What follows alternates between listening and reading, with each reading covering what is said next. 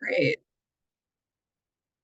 So, hi everyone, and welcome to the June Technical Advisory Group for the Oregon Cost Growth Target. I'm Margaret. For those of you who might not know me, I'm a data analyst with the program, filling in for Trang for a couple of months while she's on leave. So I think we can go to the next slide. So we have a couple different agenda items today. We're going to go over the May meeting summary, share a couple of program updates, and then we have a couple of more in-depth topics to discuss. The first one will be a presentation from the OHA Transformation Center about the primary care value-based payment model that was recently developed at the initiative of the BBP Compact. And then we're going to continue our discussion of accountability methods for the cost growth target program, which we started last month before we wrap up the call. Next slide, please.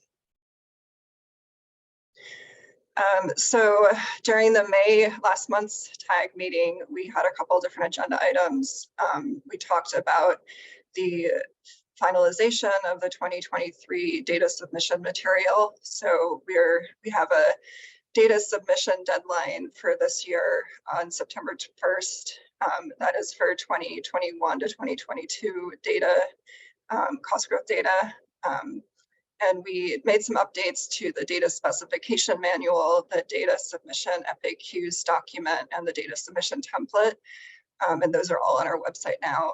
They were fairly minor updates this year though, so if you did this process last year, you're probably set to go.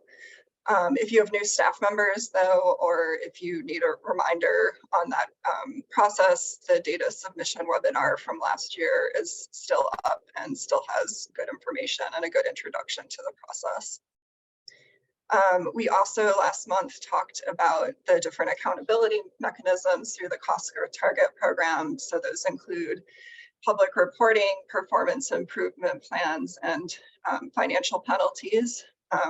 We talked a little bit about some different potential methods of calculating the financial penalty, as well as what information will go into performance improvement plans. So any questions on this slide before we move on? Sounds like no. So I think we can move on to the program updates. Next slide, please.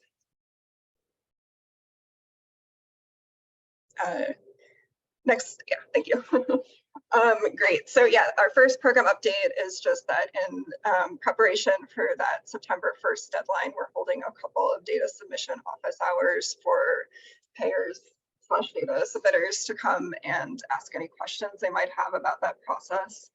The first office hour is going to take place during the regularly scheduled TAG for next month. So we'll have some program updates for the TAG next month and maybe a light agenda, and then we'll hold some time for payers to ask any questions that are coming up about the data submission process.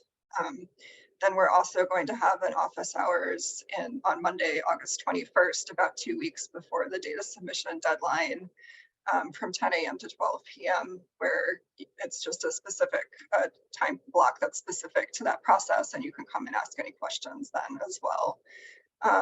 And of course, you can always email us in the interim if you have any questions that come up to the Cost Growth Target inbox, and we'll do our best to respond in a timely manner.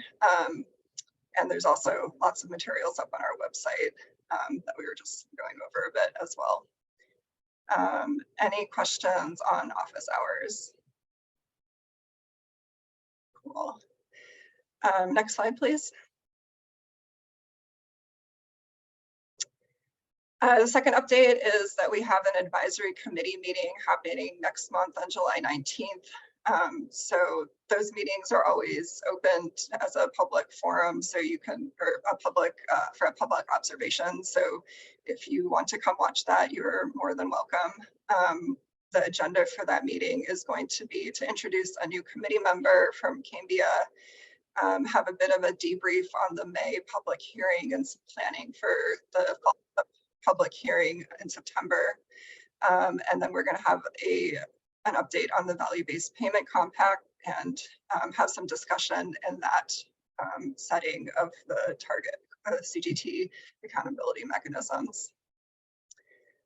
So for the next slide, I'm going to hand this over to my colleague Zachary to give some updates on the legislative session. So I think we can go to the next slide.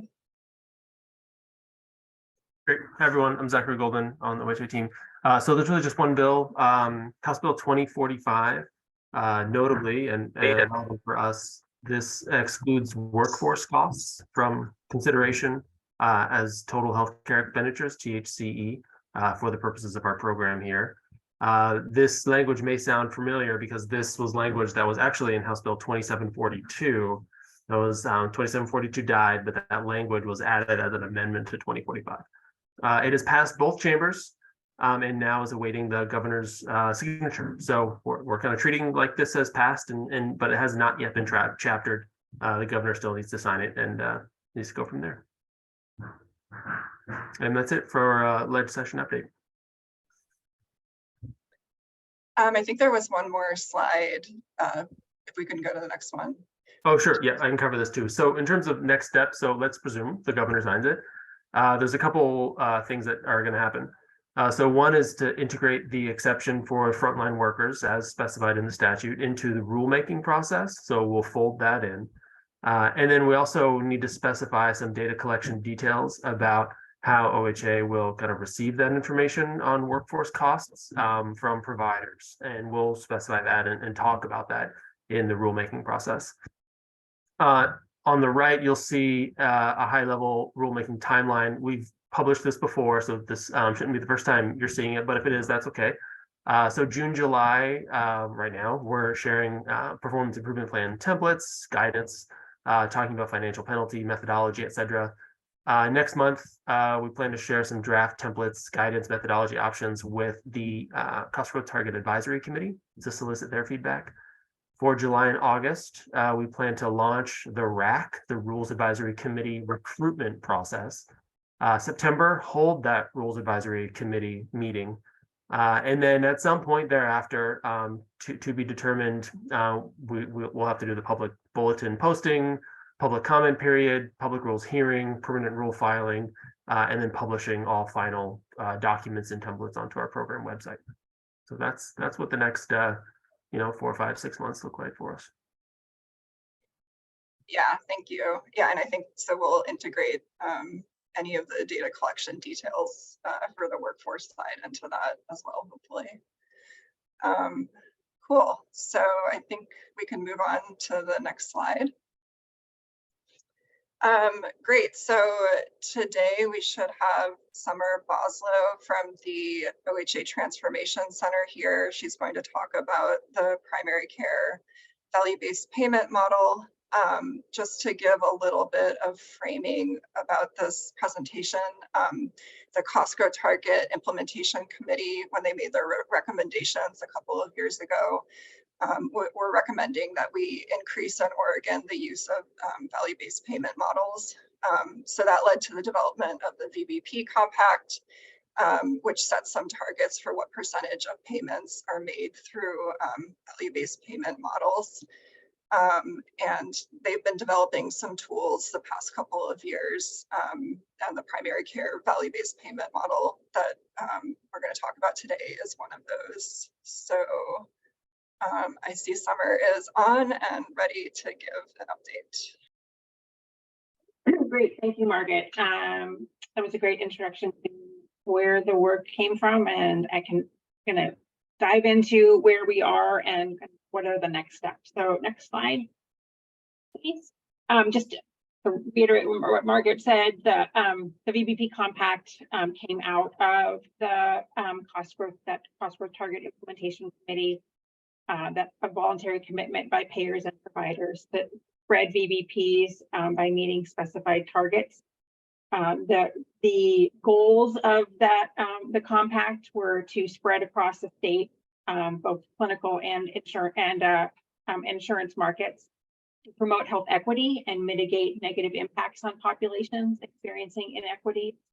It is in support of the sustainable cost growth target, and it is also in and so that really while focusing on BBP as a mechanism to control cost growth, that it is separate in that there are times where cost growth is appropriate in various settings of care, and that BBP in and of itself, advancing BBP is a goal, and meeting the targets is important, and tied to but separate from the cost growth target work, and so that in order to ensure the success of the BBP Compact, there was a work group was established in partnership between OHA, the Oregon Health Leadership Council, the Hospital Association, and the OMA to develop a small targeted work group that would identify strategies to first identify barriers to value-based payment acceleration and identify strategies to overcome those barriers. And so that work group has been established. It's 15 members.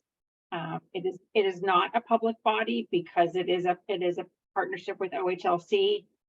Although there is information about the work group, the compact, who is on the work group. The work group developed a roadmap that articulated the barriers to BBP adoption and strategies to overcome those barriers, and all of that information, including the information about who is on the work group, is available on the OHLC website. I did not include the link to that here, but I can put it in the chat later. And then if you can go to the next slide briefly, and then we'll go back to the slide. Sorry, that's bouncing back and forth. So this is a summary of the BBP Compact. It covers 73% of Oregonians are represented by the Compact signatories. So that is the payer, and it's really all payers in Oregon except fee-for-service Medicare. Go back to the previous slide, I think. And so one of the strategies. Back to the previous. There you go. Thank you. So one of the strategies that the Compact work group identified to promote spread of value-based payment is a short menu of value-based payment models, with the idea that if there are clearly defined models, that would make it easier for payers to implement those models and for providers to be a part of this model. And recognizing that standardization of models is really helpful for practices are often managing multiple contracts with payers for multiple lines of business and multiple health plan products. And so that standardization is very helpful. And one of the, so they, in that strategy, the work group targeted first primary care value-based payment model for development. And instead of setting on into that work themselves, they recognize that the Primary Care Payment Reform Collaborative, which has been meeting since 2016 as established by the legislature, with the focus of increasing investment in primary care, improving payment methods, and aligning payment, has a wealth of knowledge and experience in primary care value-based payment. A model was developed in 2018 by the collaborative. It had varying levels, mostly not great success in terms of adoption by payers, but it provided a great groundwork for developing a model that, with the idea and intention that that model would achieve greater implementation. Now, especially with the compact and the commitment by all of the signatories. The Primary Care Payment Reform Collaborative includes 37 members representing a broad range of provider, payer, advocacy organizations, and other primary care partner perspectives. And it is convened by OHA Transformation Center. That is a public body, and it has been meeting quarterly in the last couple of years, and it established a primary care value-based payment model development work group that has been meeting monthly for the last year. And so the compact work group asked the collaborative, saying, we want to develop a standard primary care VBP model. Can you please do that? And the collaborative said, yes, we have the expertise to do that. And again, they established this the model development work group that's been meeting for a year, and really looking to develop a model that rewards quality and supports timely, coordinated, team-based care with a focus on advancing health equity and eliminating health care. Next slide, please. You can go through this one since we visited that. So just to go back and tell you a little bit about the targets for the compact. So these targets were established by the Cost Growth Target Implementation Committee back in 2020. And there's a set of targets that are about all payments that to be shared savings or that HCP land 3A category and higher. You can see the numbers increased over the years. And then there was a separate set of targets focused just on primary care practices and general care hospitals that they should be at a shared risk level of payment or higher. And you can see those targets. Next slide.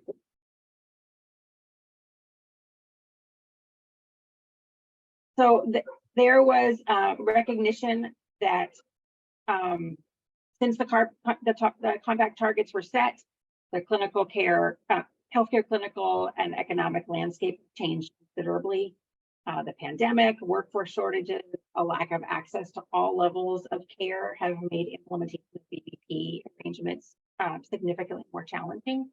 Although they've also, in many cases within primary care, have shown that practices that are within a VBP arrangement often fared better in terms of whether the changes in utilization because of the pandemic, because they were in payment models that had some level of stability of payment regardless of utilization, that helped to keep practices afloat. So the work group was acutely aware of the situation and exercised its authority to change the targets in response. So you'll see the work group extended the date. The targets ended in 2024 initially. They've extended the date to 2025 and have reduced some target percentages. And you can see those, what the originals were in parentheses below. And I think one significant change is that you'll see in 2024 for that set of targets that are for primary care practices and general acute care hospitals, that it was originally was to be at 70%, and that instead that 2024 that would be 50%, and that 2025 would be 60%. So actually not getting to the 70% within through 2025, and that was in response to particularly in hospitals and the significant challenges hospitals have been under the pandemic and workforce. So next slide, please. This just shows here's the clean revised VBP compact. So next slide.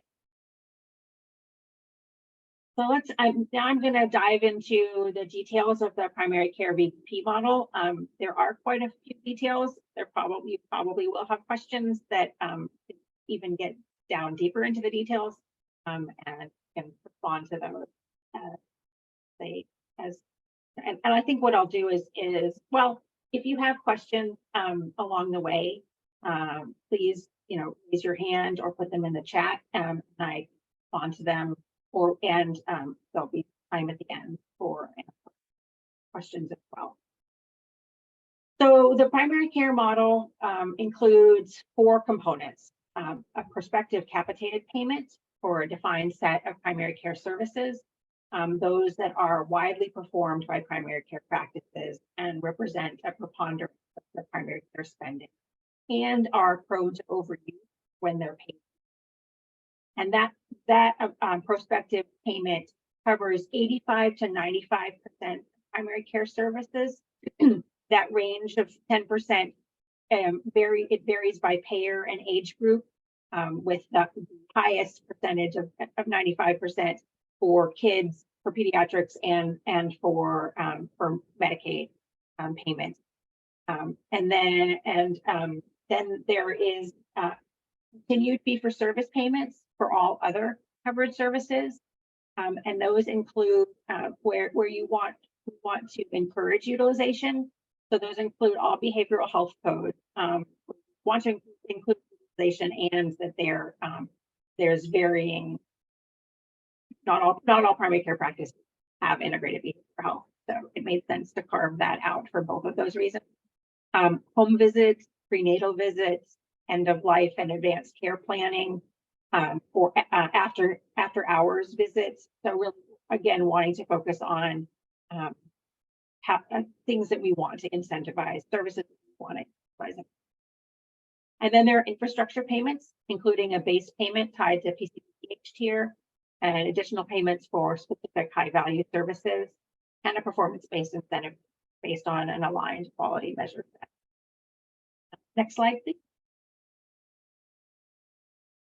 In terms of participation, the collaborative, Primary Care Payment Reform Collaborative, decided that that PCPH actually would not be required, for recognition would not be required for initial practice participation, but then it must be obtained within 3 years. There were no other practice participation requirements, so no minimum size, no minimum number of patients served by payer. The goal is that all practices contracted with the payer would be part of the model, and that would phase in with over a 3-year period. That all payments will be attributed, or all patients will be attributed or assigned, prioritizing choice. Challenge. I know this was about an area of tension between the payers and the providers, and providers really felt like they can't implement this kind of model and be under this payment model out knowing who their patients are, and that the prospective payment rate would be set by an analysis of historic per member per month spending. Next slide, please. So risk adjustment. There was a lot of conversation about risk adjustment and a lot of interest, and really a consensus around wanting to adjust payments to account for different levels of need and services needed by patients, including because of clinical and diagnosis, particularly around chronic conditions, and social factors, housing, security, access, those kinds of factors. So there was great interest, and there are challenges. So they decided that at a minimum, there should be demographic risk assessments, race and gender, that clinical risk assessment should be used. And when it's used, there should be separate methodologies for adult and pediatric populations. There's significant differences between those, and they should not be lumped together. That it should be used in total cost of care arrangements. So total cost of care is not a part of the model, but it is mentioned and described in the model as something that could be in addition to this model. And if so, that when you're adjusting total cost of care, it does make sense. Clinical risk adjustment, there are standard methods to do so that have been proven, that and that it should be, clinical risk adjustment should be an option for prospective capitation payments. This is another area of tension between the payers and providers. providers really wanted this. And so included in the model is some consideration in favor of applying clinical risk adjustments, mainly that changing and paying, incorporating clinical risk can help ensure a more accurate estimate of how much it will cost care for patients, and that it reflects the relative clinical risk of the patient panel.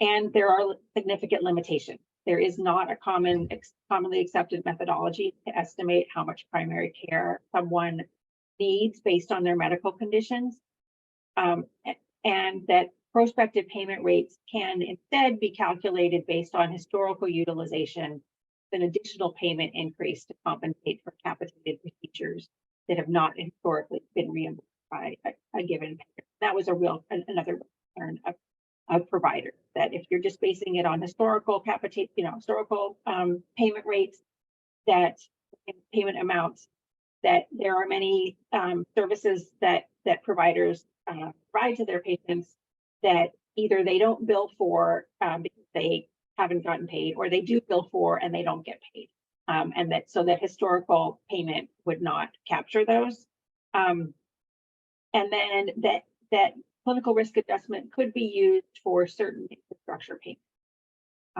so that the risk adjustment methodology should include some parameters, including ensuring a limited amount of variance on payment payout amounts based on risk scores, and that payers might limit the use of clinical risk assessment to apply only infrastructure payments that entail care management and other services involving support for patients with higher medical complexity.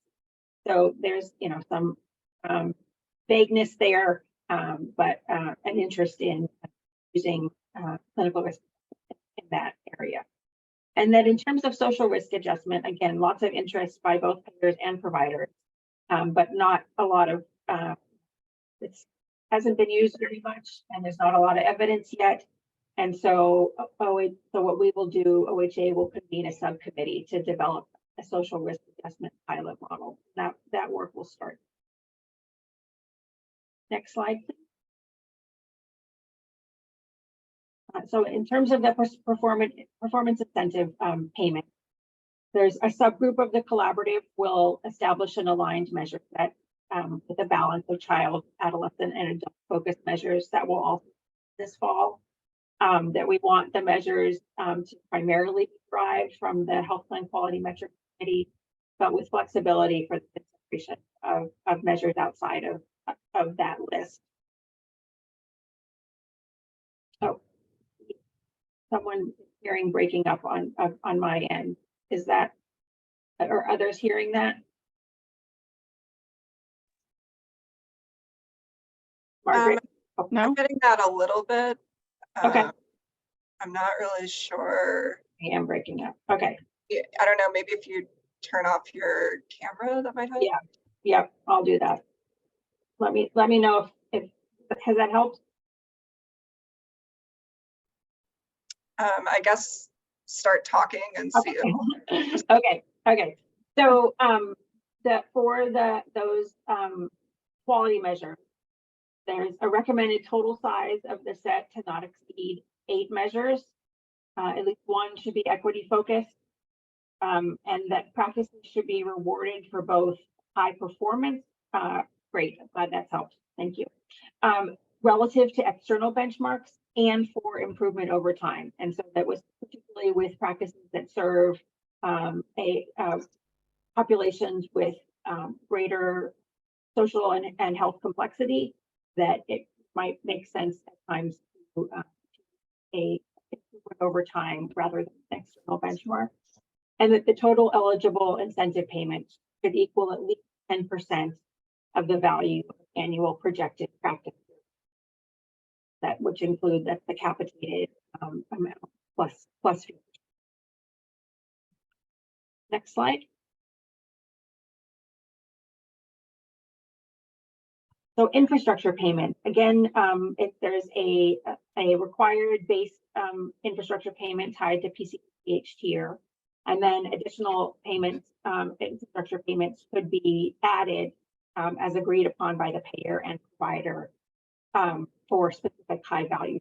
services such as case management and care coordination, integrated behavioral health, PHW services, integrated pharmacy, such as for medication consultations, addressing health-related social needs, infrastructure for technology and staff, particularly to collect and build and SOGI data, and for innovative equity-focused services such as funding for bus fares or for people with transportation.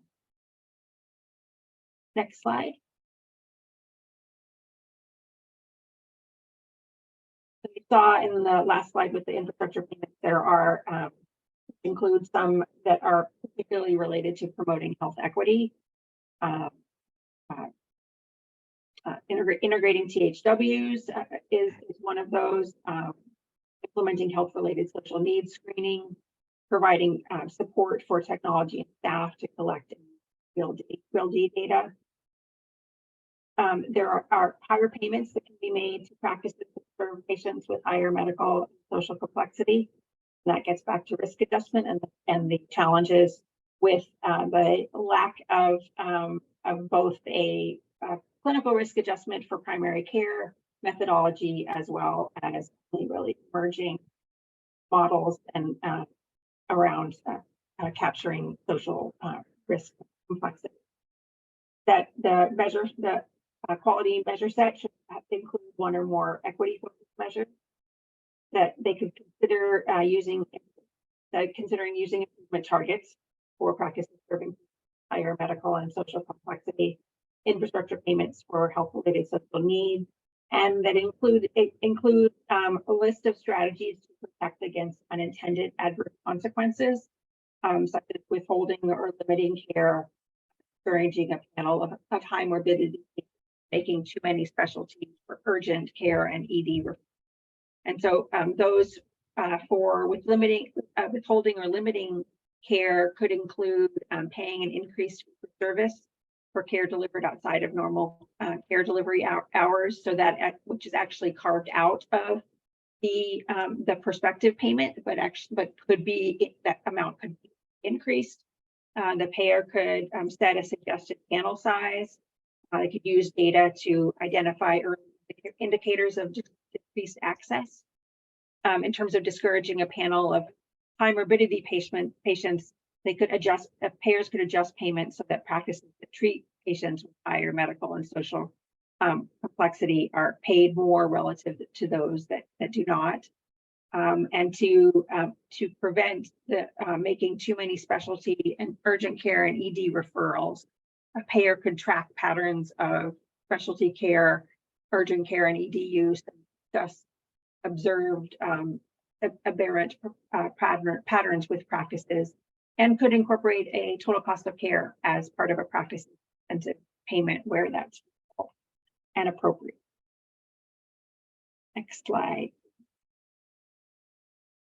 So here's the list of endorsing organizations. Since I finished these slides, we have one other organization that has endorsed the model. That's the Oregon Pediatric Improvement Partnership. So of the members of the collaborative, and actually from the earlier in my presentation, I said that there were 37 members of the collaborative, and that has actually changed as well. There are 32 now, and 28 have endorsed the model, and there were 2 members that did not take a position, and that there are 2 members that did not endorse. And then, so the next steps for this work, we are the full collaborative met a couple of weeks ago and discussed strategies to promote the model. Some of those include branding the model and getting it out to folks, telling success stories, who is using the model, or there are definitely payers and providers right now that are using models that are very much aligned with this model. So there is an opportunity already to be able to speak, for payers and providers to speak to the success stories and speak to before and after stories. the need and desire to inform and educate, focusing on, a message of this is an important part of investment in primary care, and the connection to the cost growth target work. In terms of directly supporting implementation, the identify and highlight opportunities for financial incentives. The collaborative is very interested in providing technical assistance. Of course, we've had that conversation many times, as you probably could imagine, over the course of the collaborative. And they often look to OHA for resources to do that, which haven't always had. And so needing to work with all partners, payers in particular, around how to identify research, help with technical, learning from each other. So peer assistance, particularly from those who have successfully implemented, supporting providers to overcome the administrative burden of implementing a new model, the development of an aligned score based on a neutral rubric. One of the collaborative members liked the learning from the PCPCH program. So is there a way to kind of use that model to score implementation by payers and providers to understand how aligned a payment model is with this model?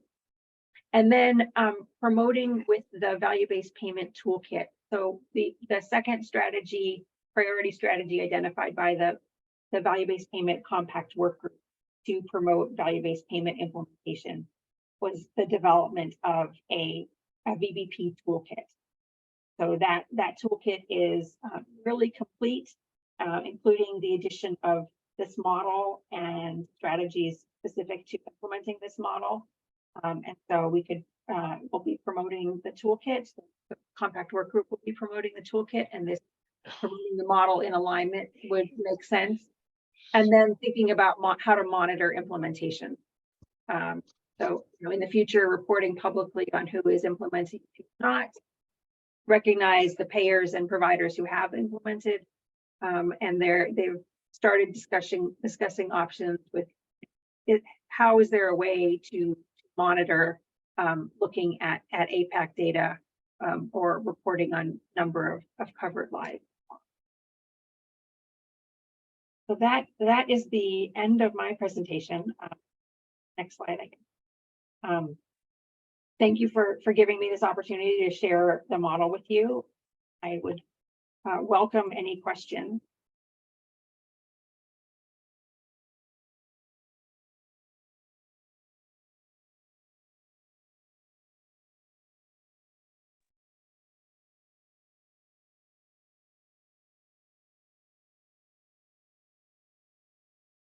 It looks like there's a question in the chat. Will we get a copy of this? Do you mean the slides or more materials on the model?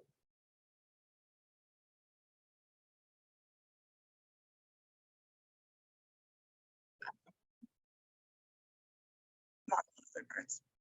I think that we can figure out some kind of follow-up to do. I don't know, Summer, do you have a suggestion for any sharing of materials after this? We can send maybe a link out to the group afterwards.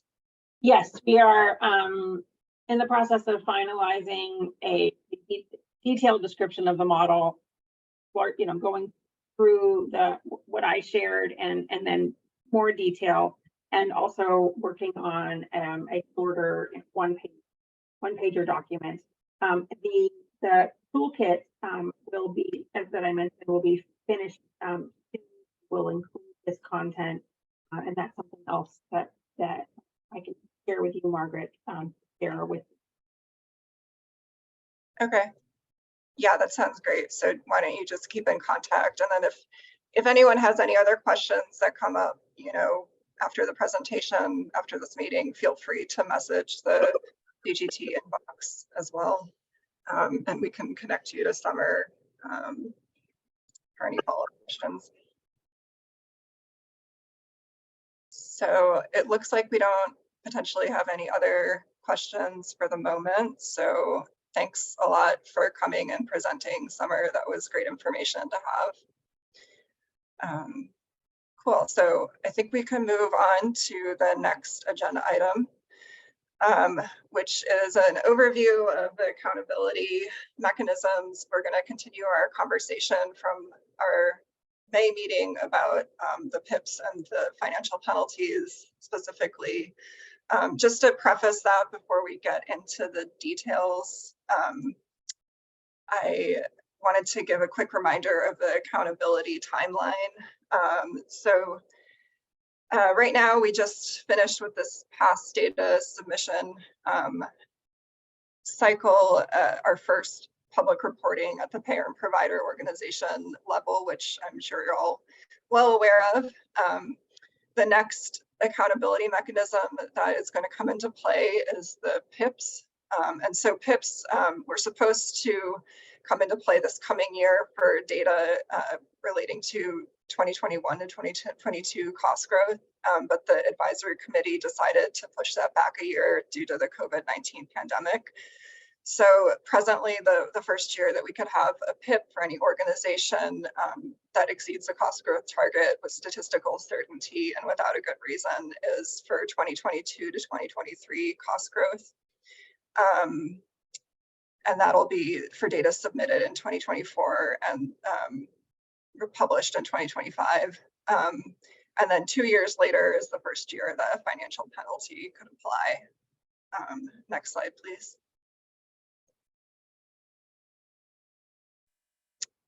So why are we talking about this now? If it's not coming into play for another year or two, we want to start the rulemaking process this year. And, Zachary already talked a little bit about the rulemaking process and this timeline in regards to the House Bill 2045 passage. But a lot of that is applying to the PIPs development. So we are, as a part of this process, trying to get everyone's feedback going into the rulemaking process and before we start holding the Rules Advisory Committee meetings. So I think we can go to the next slide. So I'm going to hand this over now to my colleague, Stacy DeLong, who's just going to give a quick update on the performance improvement plans from our discussion last time. We had a couple of drafts that we shared before the meeting for a PIP template and PIP draft guidance.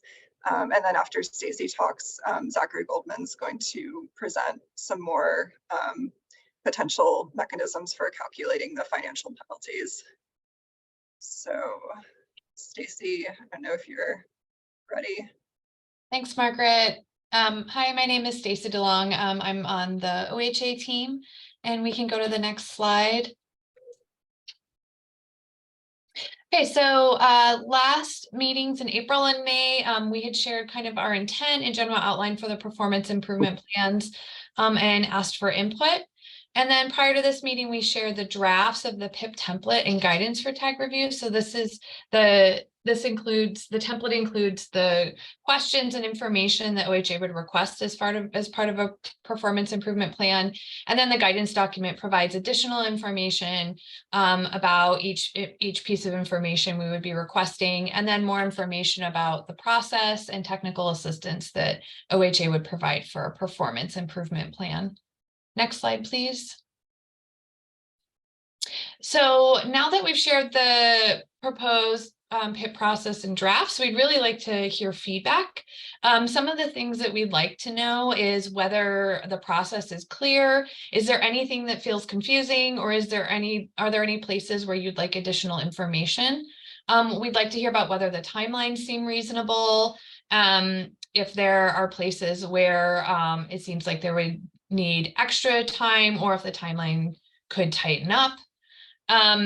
We want to know what types of help entities might need to develop a PIP. Are there specific types of technical assistance you feel that you might need to request? Is there specific expertise that might be helpful? And then we want to know about the template. Does it include the right level of information? Is it clear what information OHA is requesting? Is there any information that is missing, or is there information that you feel like would be difficult to provide at that point in the process? We'll also accept other input you have on the draft documents.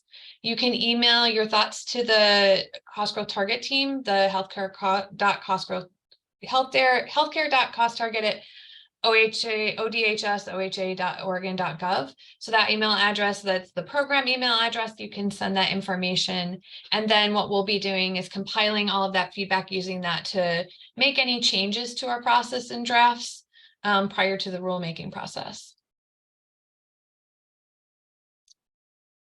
That's all on the PIPs right now. Any questions?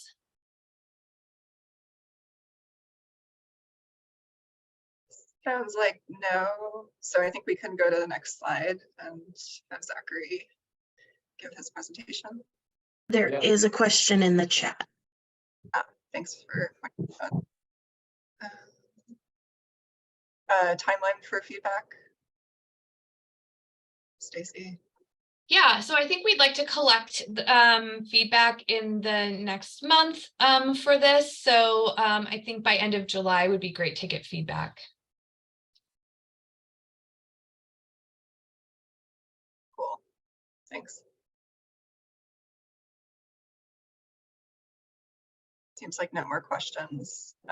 If you think of something, feel free to put it in the chat, but I think we can go on to the financial penalties. Great. Thanks, Margaret, and thanks, Stacey. Yeah, let's talk about financial penalties. Let me provide some background and context here. So these penalties are required by statute. I'm not going to read all of this language, but here's the statutory language. Just a couple things to point out that penalty, kind of there's factors that need to be considered, such as the size of the organization, overlapping penalties, and the provider's overall performance in reducing customer in all markets. Let's go to the next one, please. Just as a reminder, so penalties only come into play when an entity exceeds the target in 3 out of 5 years with statistical certainty, with the confidence interval testing that we've talked about, and without an acceptable reason. So there's multiple gates that the entity has to cross through in order to be even talking about penalties. There's also a couple guardrails that are really important. One is that OHA needs to work with DCBS to ensure a penalty does not create separate regulatory issues related to solvency.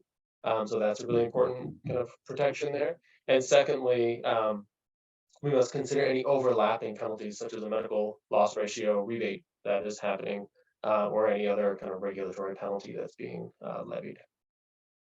Let's go to the next one, please. Last meeting, we talked about one methodology for calculating the penalty, and it was predicated on kind of the overage above the target. And this, in the last meeting, we talked about this methodology would apply to both payers and providers. So essentially, you kind of monetize the overage over the target. So if someone's at 5.4, 5.4 is 2 percentage points above 3.4. So you take that 2 percentage point, monetize that by the per member per month rate of that entity, and then scale it up for the number of member months. Let's, for this purpose, call this Proposal A. This gives us one idea. Today, we have a couple different methodologies for calculating the penalties. And the purpose here is to solicit input and hear your thoughts. We can talk about some pros and cons. There's trade-offs to every methodology we pick, but we wanted to provide kind of a broader menu of options for us and hear your thoughts. So let's go to the next slide, please. Okay, so let's talk about Proposal B. And here, we're going to bifurcate the methodology for payers and providers. So we're going to talk about two slightly different methodologies, and we're going to go through them step by step. So Proposal B for payers, the idea is that the penalty would be a multiplier using the table below times total revenue for that line of business. So it's not based on kind of the per member per month, but it's the total revenue for that line of business. So the rationale here is that the total revenue amount, again, this is only for payers, serves as a reliable basis and reflects the relative size of the entity's business and covered lives. A really large total revenue amount conveys that there's a lot of lives covered. A very small total revenue amount conveys that not a lot of lives covered. The graduated schedule below, this little table, and I'll walk through it, accounts for higher penalties for a penalty size based on how far over the target is. So this is kind of like almost like a graduated table. So this first row here, over the target by less than 1.5 percentage points. So 3.4, excuse me, to 4.9 percent of growth. But as the entity's total cost growth with statistical significance gets higher and further away from 3.4%, obviously you can see that first penalty increases. So if it's 10 percentage points or more, 13.4%, then you're in a higher tier of multiplier.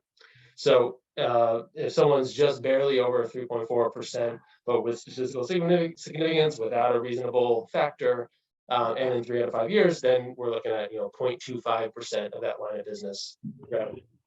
There's also additional columns for kind of subsequent infractions of the penalty. So first penalty, second penalty is a little more painful, as it were. Third and subsequent penalties. So there's kind of a graduation level on kind of both axes, right? It gets higher as you go further to the right. It gets higher as you drop down. Question coming in: would total revenue include costs associated with frontline workers? So this methodology is only for payers.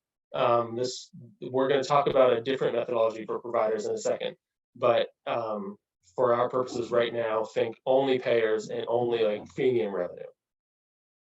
We'll definitely talk about 2045 stuff in a bit. Let's keep going, and I think the more kind of options we talk about, we're going to solicit some more thoughts. So that's proposal B for payers. We'll keep that in mind. Let's move on to the next one.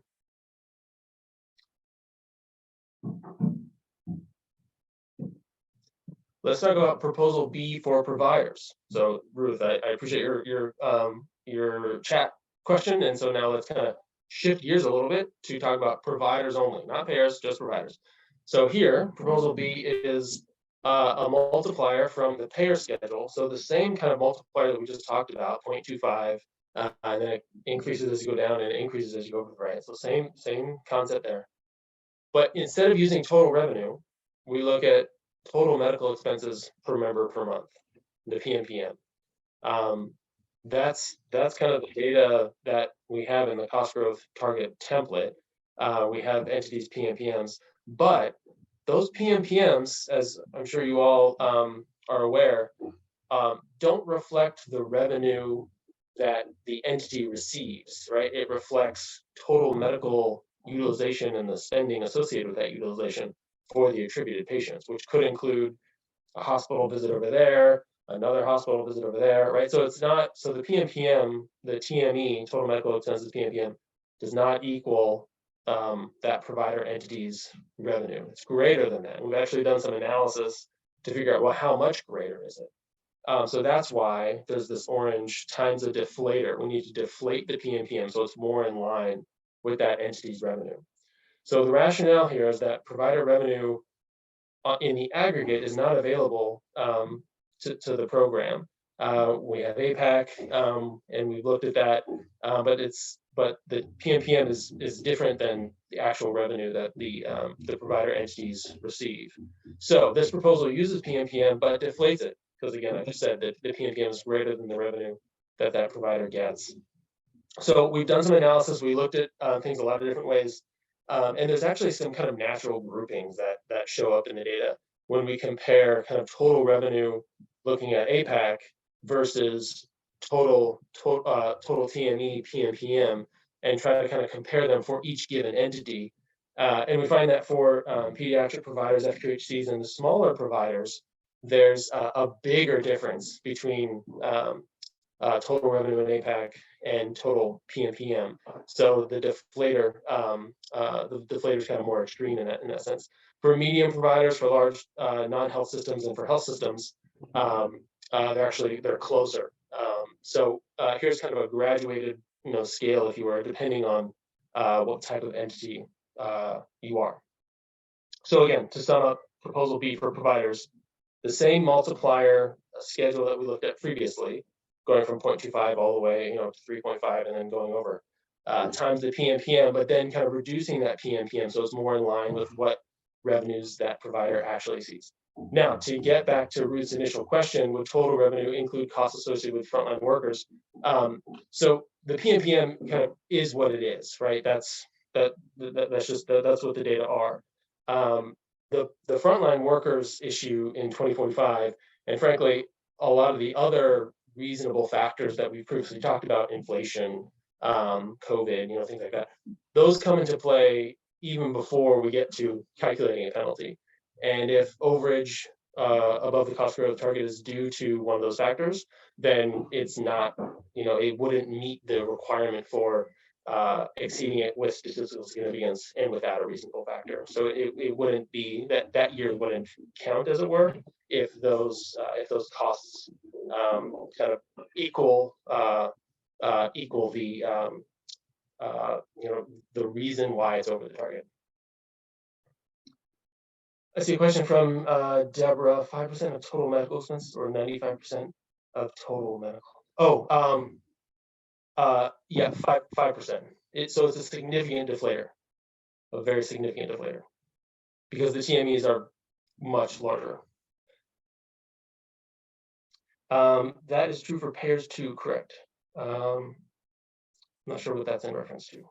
Zach, sorry, I said it right when you were talking, when you were saying that if there was a factor that was the reason for the overage, then we would not even get to the conversation about kind of applying the schedule. That's true for payers as well, correct? Oh, that's correct. Yeah, Okay. kind of the reasonable reasons, it's a ridiculous phrase, but the reasonable reasons apply to all entities. I don't think we've bifurcated those reasons for payers versus providers. Great. Okay, so that's proposal B for providers. So just to sum up, we're using kind of a different basis of measure here, right? The previous option, proposal A, which we talked about last meeting, that was looking at kind of specifically the overage and kind of monetizing that using PMPM and then the number of member months. This is slightly different. This is using kind of more of a fixed table that's still graduated. It still shows kind of a escalating penalty size based on how far over the target you are, but it's a different approach. Yeah, Travis. Oh, just real quick. I think that Deborah, when she was saying 5% or 95%, it's because the penalty is part of a multiplier. So you would multiply by, is that a multiplier of times 0.95 at that point, or is it a multiplier of 0.05 when you look at the penalty function? Yeah, so it would be 0.05 times the PMPM. And then again, another kind of deflator, as it were, using the multiplier from the payer schedule. So it's multiple rounds of deflation. Does that answer it? And we could put together some examples to kind of, let's say the PMPM is $100 and, kind of walk it through. So we could do that pretty easily. Okay, so that's proposal B. So let's move on to the next slide here. And we're gonna go to kind of a different way to think about it entirely, right? We're really trying to be creative here and think of different ways to meet the statutory requirements. Obviously we want this to be kind of as understandable and simple to administer as we can. And we want it to kind of check off all the boxes that the implementation committee required us to do. So proposal C for providers.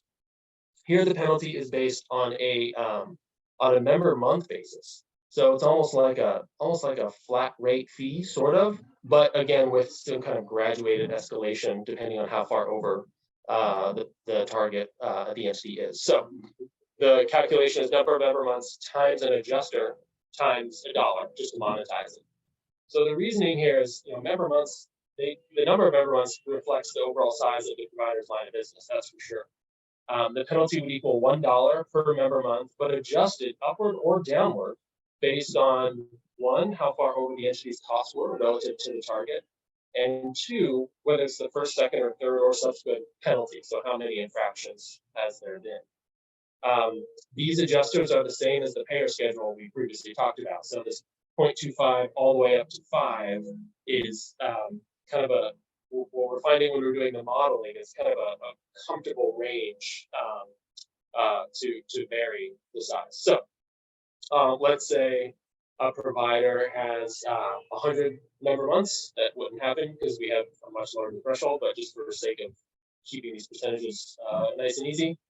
If they're just over the target, just by 1 percentage point, so they're at 4.4% growth with statistical significance without a reasonable factor, and in 3 out of 5 years, then the over the target, so then we're at 0.25, and it's their first penalty, or in that first cell, 0.25, so it'd be 0.25 times 100 times $1, so that's $25. So that's proposal C for providers. Again, leaving the per member per month concept as a basis, not using that anymore, using just the number of member months. So it's a totally different way to think about calculating that. Let's go to the next slide. So these proposals are, we feel like we've kind of checked off a number of boxes with kind of any route we go. One goal is to make it predictable for the entities, or as predictable as possible. Also, the proposals need to be based on the degree to which the provider or payer exceeded the target. That's in statute.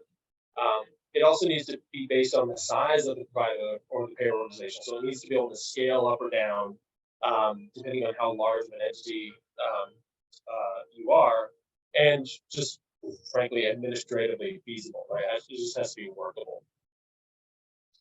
Let's go to the next slide.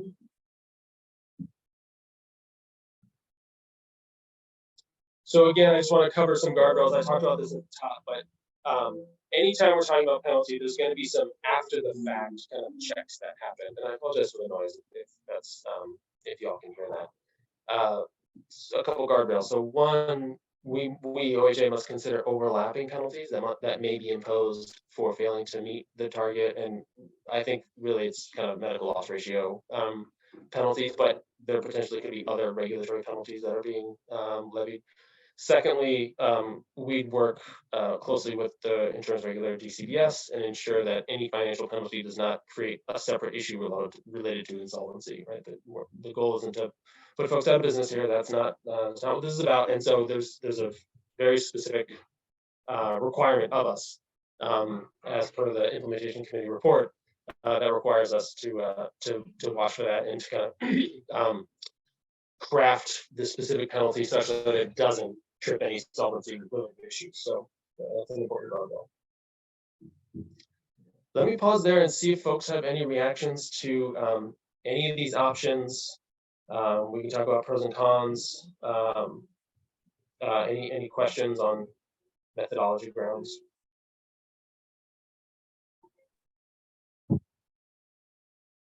There's a question in the chat about outliers, and I think I can take this one real quick. It's basically the same answer that Zachary already gave, where in many cases the outliers are going to be part of that good reason for cost growth conversation before we even get to PIPs or calculating financial penalties. Yeah. Let's go to Greg, and then I'll look at Donna's question. Go ahead, Greg. Yeah, a couple of questions as we look at this. I look at your option C. It seems simplistic. It's kind of getting into something a little more easier to understand. But two questions I have is that if a goal that should be stated is that it is something that the entities would feel, so that it's a real penalty. But at what point is it excessive? You know, we still don't look at those kind of things. I do quick numbers like this, and compared to what we look at before, these are becoming more reasonable. But if you have, like, well, let's take the solvency. You say that you won't go to solvency. If you have a very high number that really cuts into not only the expected amount of margin that is built into the premiums, but actually cuts into you know, your base numbers, at some point or other, it will flow back into the premiums that need to be charged. So I would sit there and say the solvency one is kind of open, because if you took a company down that their RBC level was not to the point of being seized, but was still very low, you're going to cause an increase in premiums that will be needed, because the company will have no choice but to do that. The other side is, you know, if I look at, once again, I think it's just like the OM and PEB as kind of a good way to look at it. They determined that if you look at the administrative amount that you're receiving, not the whole total dollars, just the administrative, and they kind of put it as that if your trend is up too high, they'll put in some sort of amount against the administrative cost, which means you're not going to like it as a company, but it doesn't put you at risk. Other than, you know, you felt it. We certainly for OM and PEB, we watch these numbers, try to work on it. It seems like these numbers still seem to generate numbers that'll be very, very potentially large. And I think that maybe you should consider some sort of cap, or can you, instead of 7 all of revenue, you do some portion of revenue. If you, example being said that the average company might be expected 9% is administrative cost, and of that, a company might be seeking 2% of margin. Well, if you're going into expected margins and have something inside, you might have something that is reasonable, that is felt, but does not cause a ripple effect down the road for, you know, the members and that are out there. Just that's all I have. Yeah, no, I appreciate that. That's great. That's really good input.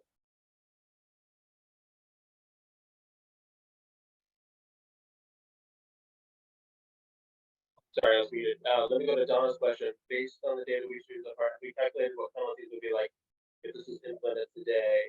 You want to see real life examples? Yeah, so we can take that back and think about how to frame that up. We want to be careful about, you know, disclosing information, you know, with names and such. So we want to be thoughtful about that. So let me take that request back and see what we can do. We have modeled what a penalty would be like, but it's, you know, it's a little, one challenge is the data we have is clearly within kind of COVID time period. And this is to Travis's point. Yeah, last year, nearly all the commercial payers were over the target. Again, COVID, inflation, there's a number of kind of reasonable factors that we previously talked about that would apply for sure. So, so we've done the modeling on both current data and even pre-COVID data to look at, you know, what these will look like. And so, yeah, let me take that back and see what we can share. Can I prompt, I think we heard a lot last month from the payers, and I think today we're hoping to hear from the providers as well. So I think provider organizations, provider representatives, if you are on the call today and have thoughts, or if you want to send us some feedback over email, we really want to make sure we're hearing from you in this process.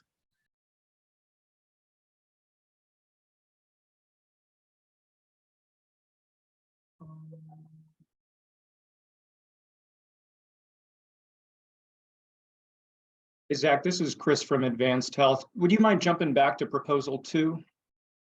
Yeah, let's do it. Geronda, can you go back to slide? Let's go 33, I think. I think it's probably, Chris, where you want to go. Is this it? Yeah, that's great. So you're taking a payer's total revenue and you're deflating it with the factors below, and that's how payers are kept accountable. And then for providers, you're taking their total expenses, deflating it by these factors, but then also deflating it based on the type of practice they are. What was the Sorry, to clarify, it's not expenses. I just want to be really specific that it's not operating expenses, it's total medical expenses. So those attributed lives. Gotcha. So total medical expenses for attributed lives multiplied by the deflators in this table, and then multiplied by that additional set of deflators found on the next slide. What was the reasoning for applying 2 deflators to the providers, but 1 for the payers. Yeah. I mean, obviously, a payer's revenue is going to be much larger than the provider's attributed medical. Yeah, I love this question, Chris. Thank you so much for asking, because it allows me to get into the kind of the wonky bits that are really important. So when we look at total revenue for a payer, that's money that payer actually got via capitation payment from OHA, via premiums. It's money that came in the door. Jerron, you do me a favor, switch to the next slide, slide 34, please. So for providers, though, because we're looking at total medical expenses, PMPM, this is money that is greater than the money that comes in the door for a provider. Because this entire program is predicated on a patient attribution basis, the 15,000 lives that provider X receives, and all the total medical expenses that are attributed to those lives, that includes payments that are made to the hospital down the street and the specialist group down the street, not just that primary care attributed entity. So inherently, these dollars are always going to be greater and much greater than the actual kind of revenues that the provider got. So the additional deflators to account for that. I see, that makes sense. And can we, Yeah, I appreciate the question. Zachary, can we talk, I don't want to put you on the spot, but can we talk about why we're not just going with revenue for providers? So it would be exactly parallel. Right. Yeah. So the short answer is we don't get that data. Again, because we're predicated on a primary care attribution, we don't necessarily know specific providers' revenues. Now we could look at our all payer all claims database, and we see a lot of amounts and paid amounts, but it's pretty tricky to get that dialed in perfectly. There's a whole lot of NPIs. There's a whole lot of provider moonlighting that may work for one clinic over here, but then on the weekends work for this other entity over here. But they're the same NPI, same provider, rendering the service. You can look at rendering versus billing NPI. So it gets a little tricky. Whereas this is kind of the hard and fast truth of total medical expenses per member per month for that attributed cohort. So this is kind of the cleanest way to get at those provider revenues, but it's critical that you deflate it, because if you don't,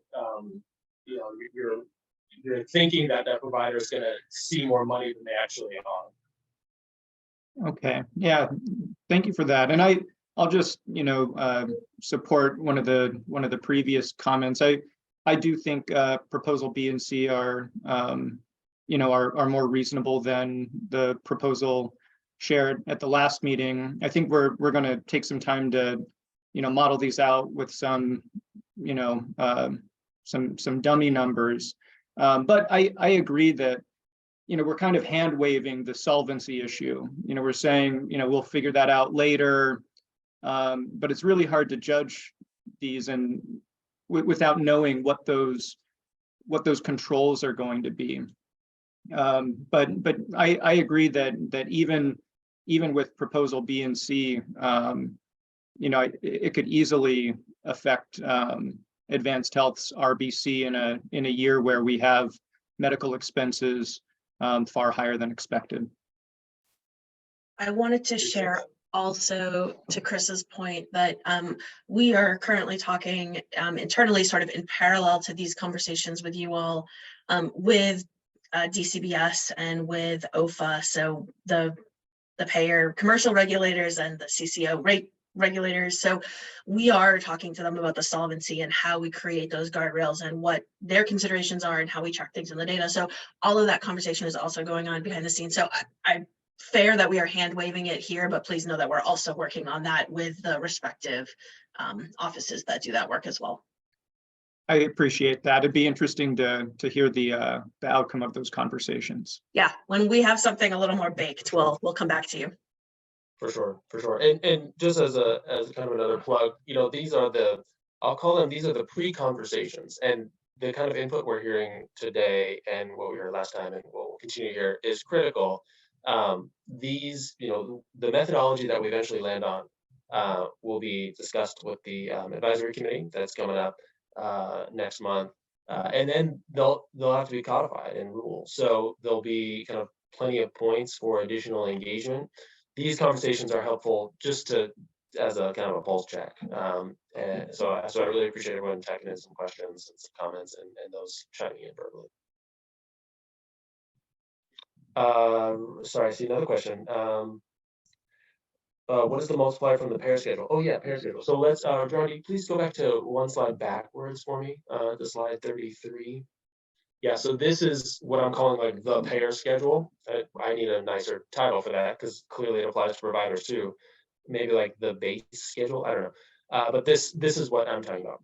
So it ranges from 0.25% all the way up to 3.5% for the first penalty, and then it escalates for subsequent penalties. I think there's another chat, let's see. Yeah, so Greg, keep in mind that if a company finally shows liability, even though OJ down the road says don't need max penalty, and committee might need to look at the entire amount when file. Yeah. Yeah, so yeah, I mean, more to come, as kind of Sarah said, more to come on what it functionally means, that we don't want to approach the insolvency frontier. So what does that mean to the penalty? So more details to be hashed out there. And given this conversation, I'm wondering if, we sort of have those guardrails. I wonder if we also want a guardrail or like a principle about that we want penalties to be designed in a way that minimizes, if not entirely negates, impact to consumers. So I think we heard multiple comments last month and today already about, at what point does this result in increased premiums down the road, or, possibly on the provider side needing to increase costs to cover that. And I think that would be the kind of negative impact that we would not want to be creating, and the kind of, perverse incentive that we don't want to artificially construct with this. So I think we probably want to add a guardrail around protecting consumer impact as well. And I don't know how we do that, but I want to say that publicly. Yeah, that makes a lot of sense.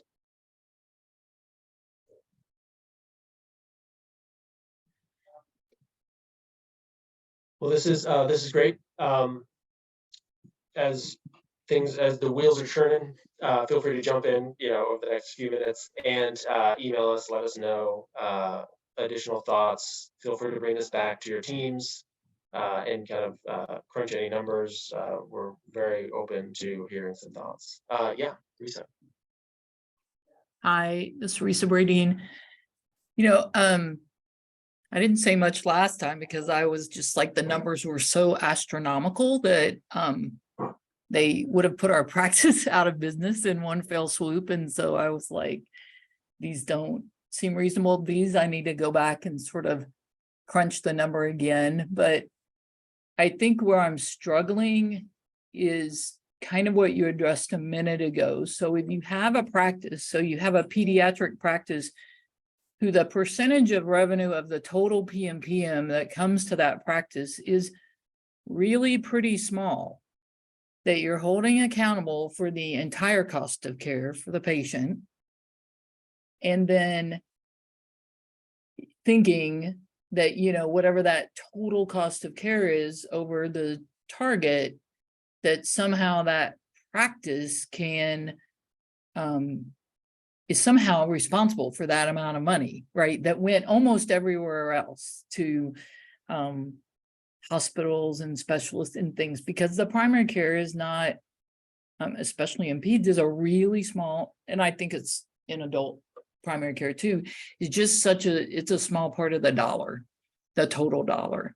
So these penalties and what that would really look like is just really hard for me to get my head wrapped around, because you have providers, the lowest paid providers in the system are peds and family practice. So you have people with pretty small, margins overall, that when we start calculating these dollars, that they're somehow accountable for these dollars that basically went elsewhere in the system, not to them directly. I'm just struggling with how this really would play out. Yeah, Risa, thank you for that. And I want to respond again, because I feel like we I feel like we're saying this a lot, but I'm also concerned that, you know, especially on the provider side for the smaller providers, the smaller practices, pediatrics, FQHCs, that this is not maybe as clear as it could be, that there are so many, like, I want to say checks and balances before we get to this. And I think we're jumping right into the, like, how do you calculate financial penalties? And there's a little bit of a, like, everyone's assuming that this could happen to you, and that's fair.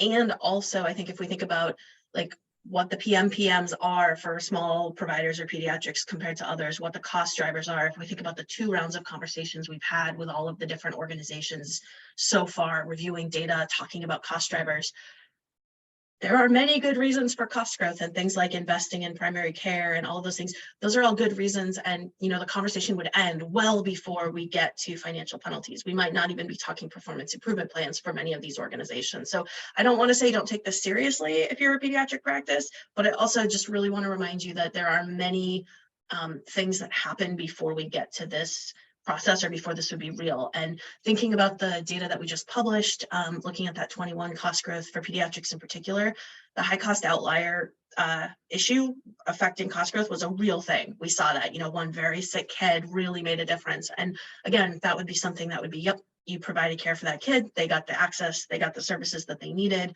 good reason, no further discussion about accountability. So yes, I agree, Risa, with what you're saying about being sensitive to the small, to those smaller practices, and making sure that we're not hurting anybody or, you know, driving anybody out of business, and also recognizing that by the time we get to this point, like, something really egregious would have to be going on. That I just want to be realistic about that.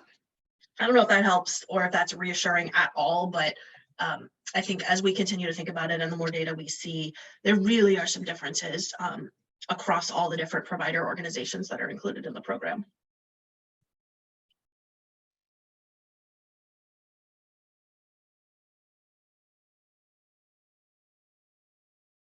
Yeah, I mean, I think I hear you. I think from a practice standpoint, I mean, you want to hear from practices, it still is a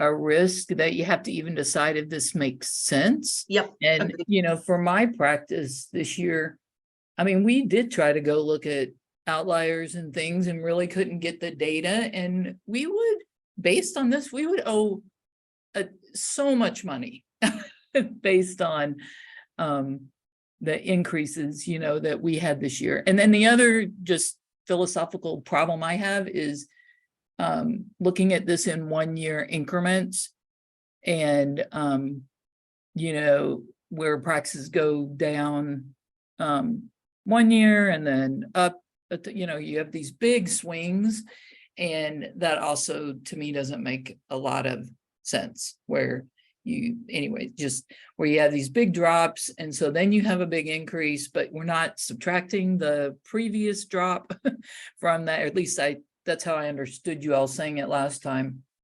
And yeah, and that to doesn't that, make a lot of sense to me. And I think the check and balance on that sort of year off year on year is that by the time we get to financial penalties, we'd be looking at performance in 3 out of 5 years. So again, this is not, you know, we get to the end of 1 year's data review and say, yep, here's your 1 year financial penalty.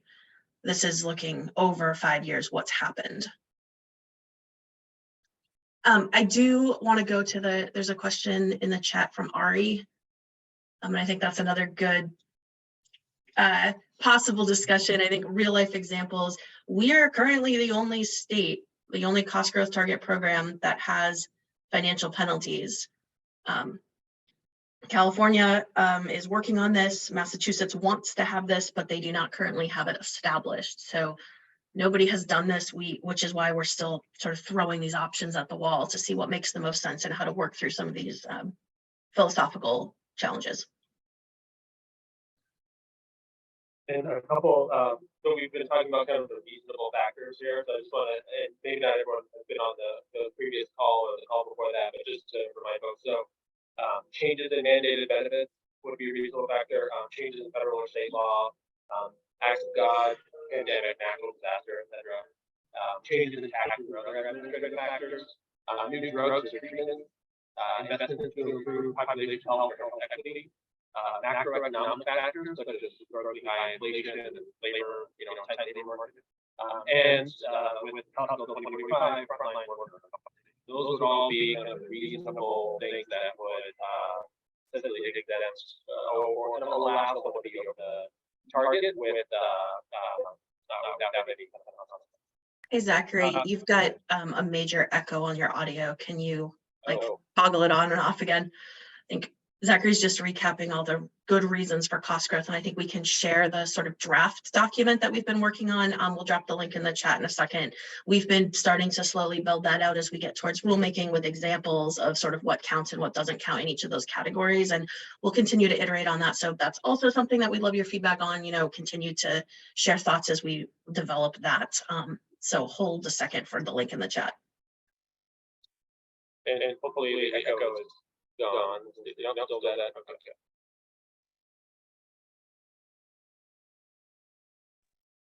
Okay. Brian, you've got your hand up.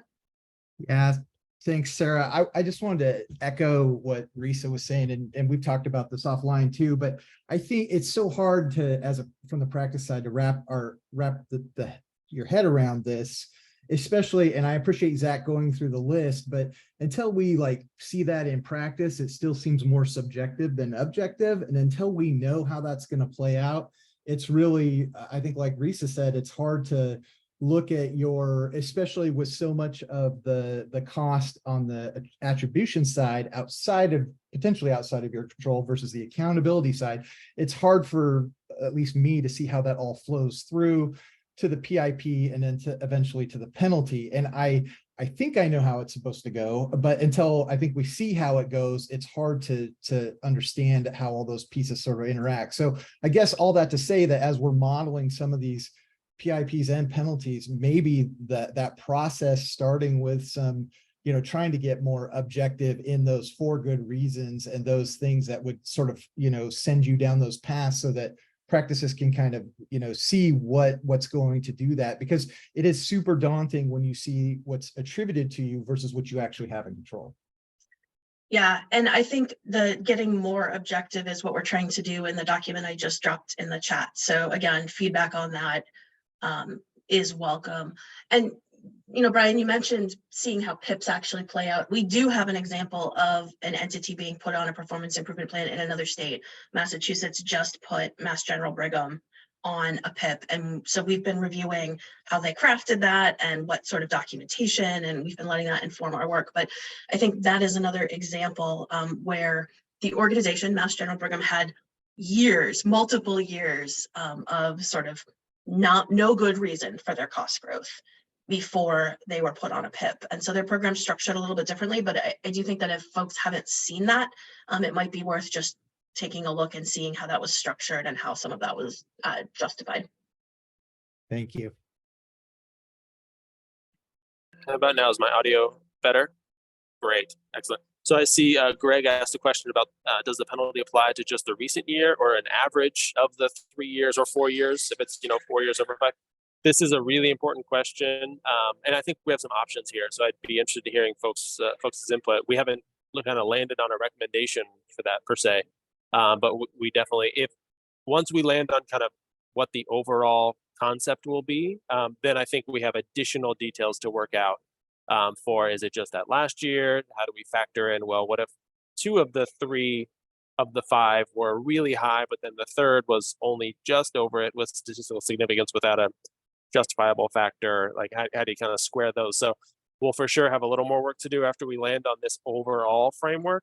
But Greg's question is the right one, kind of what year are we talking about it, or is it an average? So if folks have thoughts about that, very much welcome. And I think Jeanette's question is definitely hearing a theme here about wanting to see some examples of this actually calculated out. So yes, I think we should do that as a next step. Yeah, we can do that.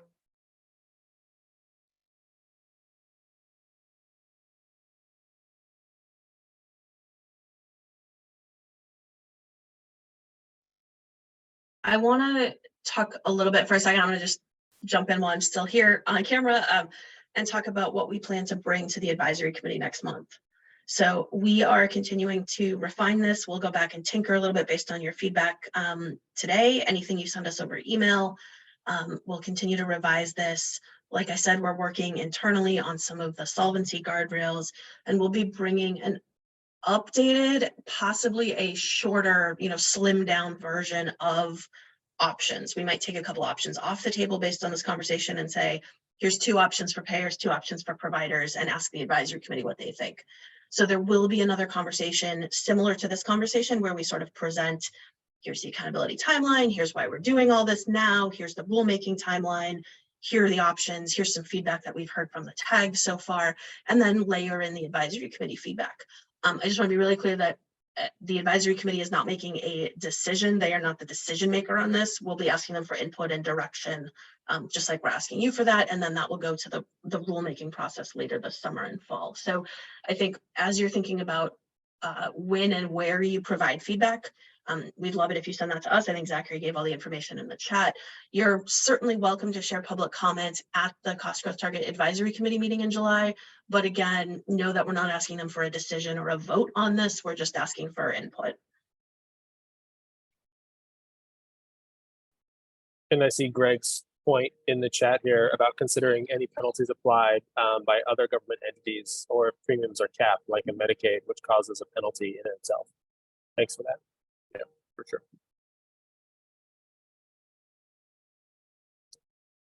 Great. Okay, well, again, if you have any more thoughts, please let us know. Email is good. I put the link to our program email in the chat, so please grab that. If you don't have that and you want to reach out to us individually, that's fine. No wrong door, right? Just let us know. If you want to discuss something, send that request to us or in writing. However, whatever input, whatever medium is better for you for input is good for us. So, Johnny, please let's go to slide 37 for me. Oh no, 38. Sorry. So we talked about guardrails. Next slide. So tag feedback. So thanks so much for that. Let's go to the next slide and let me cover kind of where we go from here. So just as a wrap up, Wednesday, July 26th, so in just under a month, 10 to noon is the next meeting. We're talking about program updates, talking about data submission office hours. Let me hand it back over to Margaret to see if there are any other final things. We have a couple slides at the end, but this is just our normal agenda stuff.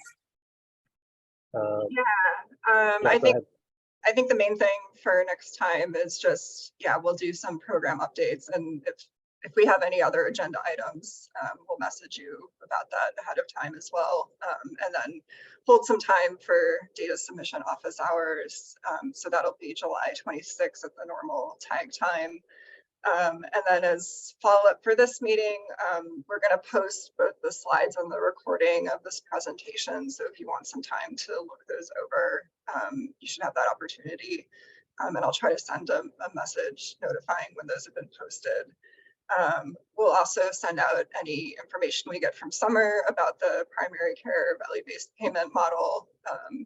And it sounded like there was a desire for us to put together some examples of penalty calculations. Zachary, I don't know if that's something, so we'll try to do something for that as well. For sure. So I think, and Sarah says in the chat, we can also share back what the advisory committee thought about the financial penalty options at the July tag meeting. So I think it sounds like the financial penalty conversation is going to be ongoing for a while, obviously, and we'll try to keep you updated about that. And then I guess we could look at the next slides just briefly. It's really just a summary of what we've done so far this year, and then the next slide is just potential topics for future tags, but we'll keep you updated via email about all of that. And then of course, if you have any more thoughts after this discussion today, feel free to message us at the Cost Growth Target inbox. So I think that's all for today. Thank you everyone for joining, and I hope you have a good day. Thanks all.